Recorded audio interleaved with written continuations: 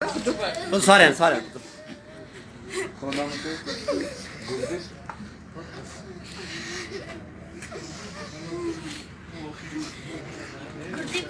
गुरदीप सिंह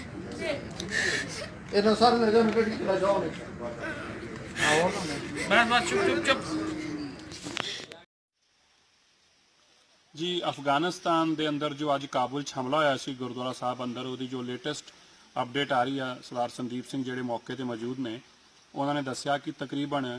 30 तो ज़्यादा लोग ਜਿਹੜੇ ਉਹਦੇ अंदर शहीद होए ने, जिस दे अंदर 4 साल का बच्चा भी है, कि 11 साल का बच्चा भी आ, और औरतां भी ने और आदमी भी ने, और 30 तक के लोग ਜਿਹੜੇ ने वो दस रहे हैं कि एक हॉस्पिटल 10 लाशां होने वो देख के आए ने, और टोटल 30 लोग हुण तक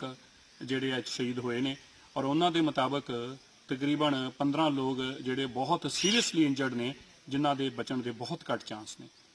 ये बहुत वड्डी एक घटना है जो अफगानिस्तान के सिखां ते वापरी आ।